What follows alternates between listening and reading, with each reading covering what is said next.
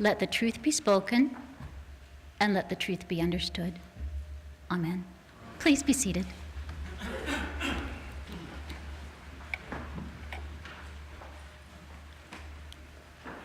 Good morning. This is not going to be a traditional sermon, although I assure you that it is heartfelt and deeply personal. In seeking to get at the core of what joyful giving is all about, certain events from my own rather unusual life kept surfacing in my mind. And after some soul searching, it became evident that I am meant to share them with you. So what I will offer today are 3 stories told from the perspective of a deeply flawed, somewhat battle-weary, but perpetually hopeful middle-aged woman.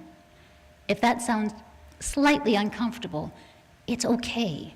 We all tend to remember the things that push us out of our comfort zones, and I sincerely hope that you will carry with you what I share today. Story number 1, the tangled yarn. In late 1993, I was eagerly awaiting the arrival of my first child. So enthusiastic was I in my preparations for her arrival that I even toted knitting projects to work with me each day and spent my lunch break working on the little sweaters that would one day keep her warm. One lunch hour, I was clicking away with my usual vigor when my yarn tangled. Being a notoriously impatient 24-year-old, I pulled and tugged with frustration at the knot, which of course only made the snarl worse. Ruthlessly, I snipped the tangled skein from my project, cast it unceremoniously into the lunchroom wastebasket, and attached a fresh ball. My supervisor quietly witnessed this, saying nothing. On the following 2 days, I was dumbfounded. My manager had rescued the knotted mass that I had endeavored to throw away, and sat with me over lunch, patiently working away at the tangles. At the end of the second day, she placed a neatly wound ball of yarn in front of me. "Cathy," she said gently, "what is the difference between this yarn and the yarn on your needles?" I admitted that there was none. "Exactly," she confirmed. "All it took was a little time and care to restore it to its full potential." You know, it's been my experience that this is true of people also. Most lives get snarled up at one point or another, and at those crossroads we have 2 choices. We can either cut our ties and cast the affected individuals away, or we can invest the effort that is needed to help them untangle the mess. Don't give up on people as quickly as you gave up on that ball of yarn. Story number 2, the chef's knife and the axe. Fast forward to 2012, when my children and I led a team of kitchen volunteers, all high school students, who met bi-weekly at Southridge Shelter to cook the Saturday evening meal. Ours was a boisterous crew, and the kitchen was full of laughter, music, and the sound of clattering equipment. Often, a shelter resident or 2 would pop by to offer their help, which we accepted if the shelter staff was willing to turn a blind eye. We had become friends with some of the regulars and enjoyed their company.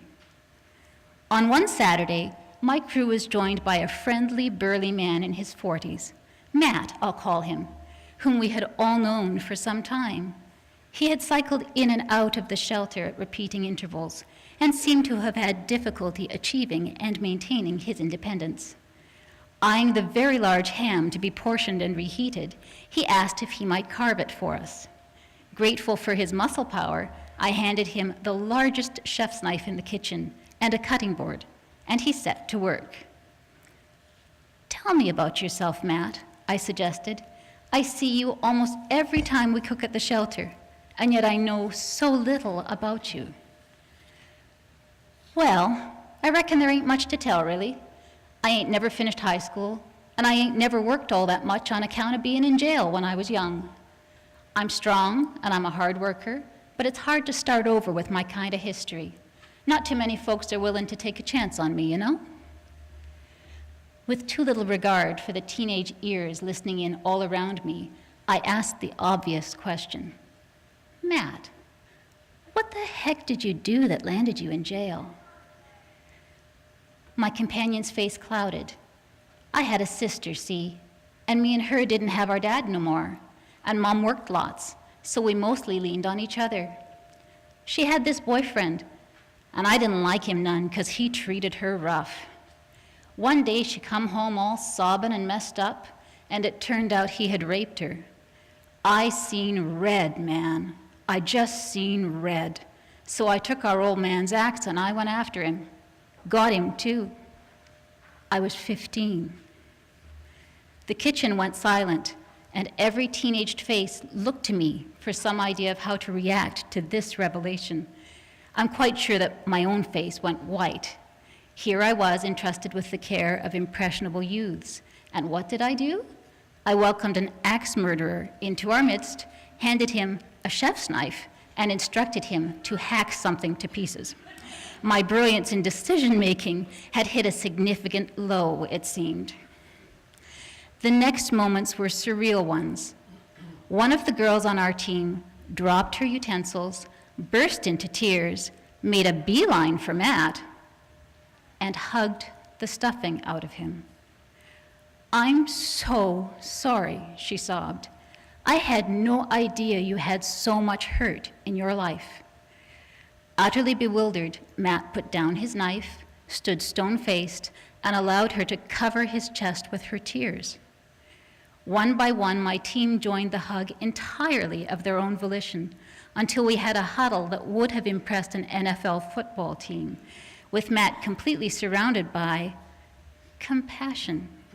You see, every single teen, including my own, was growing up in a single-parent home, and every one of them understood Matt's brand of hurt and Matt's kind of anger.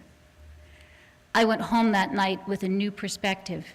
My kitchen team did not look at Matt and see criminal, violent offender, aberrant, or monster. They saw a traumatized, confused, and frightened teen in an adult's body. I cannot see a marginalized person of any age now without instinctively looking for the frightened youth not very far beneath the surface. And I always find one. Story number 3, AA saves a life.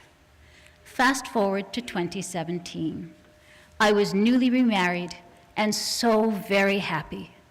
My husband was bright, funny, intelligent, and wonderfully affectionate. He filled our home with music, laughter, conversation, and alcohol. We were not married more than a few weeks when I realized that we had a problem. For my beloved, stress was mitigated with vodka. Indigestion was calmed with vodka. Anger was quelled with vodka. Sleep was induced with vodka, and a new day was greeted with vodka. The go-to that my husband relied on so heavily to keep himself together was in fact destroying him, and worry for his well-being was eating me. After 2 months of marriage, at my insistence, we attended our first AA meeting at St. George's together. At first, the 12 steps to recovery that are taught in AA did not sit well with my spouse. He wasn't ready to admit that his life was out of control. He could not identify with the bright-eyed, cheerful, and optimistic attendees at the meetings. He was unenthused about the big blue book that is like a Bible to the newly sober. Ultimately, he made a choice, and it was neither AA nor me. I came home one day, scarcely 3 months after our wedding, to discover that while I was at work, my husband had packed up and departed. He had taken what was of value to him, which included alcohol, but excluded me. The seeds of hope are strong, however, and once they germinate, they can do wonders. AA had sown the seeds of hope for a better life in my spouse, and in short order, they germinated. He began attending AA meetings entirely on his own and really listening. He resolved to live a sober life, one day at a time, and as of today, those 1 days add up to almost 11 months.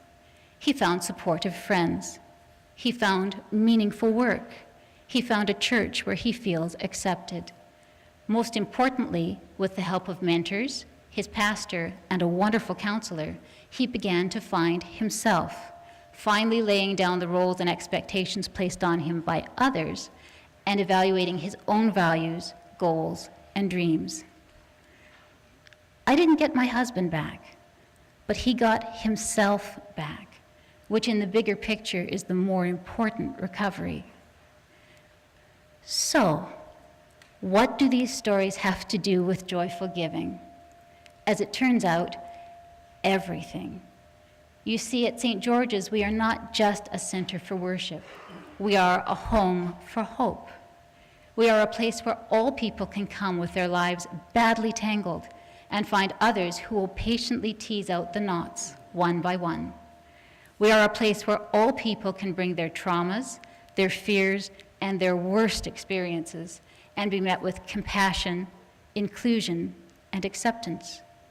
We are a place where people who have given up on themselves can discover that others still want the best for them and will stand by them steadfastly long enough for the seeds of hope to germinate. Whether we come through the doors for our clergy's outstanding preaching, a bowl of cereal and a cup of coffee, the gift of fine music, a washroom that does not look like someone's hedge, meaningful Bible study, respite from a cold winter's night, tradition and familiarity, or a fresh, sober start. We all come to St. George's to renew our hope.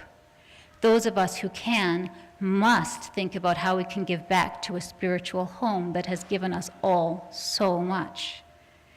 As you read through the Joyful Giving package in the coming weeks, please consider what you will do to ensure that St. George's remains the epicenter of hope in our community. If you have not increased your financial gifts in some time, please make this the year to do so. The bricks and mortar of this wonderful place needs some work, and making an additional gift to fund capital projects will ensure that our buildings can continue to house the worship, shelter, teaching, and healing that are so needed right now. If you can offer more of your time and talents, please make this the year of greater involvement. Our beloved church provides the home, but the people who fill it bring the hope. The time is now. Please give. Thank you.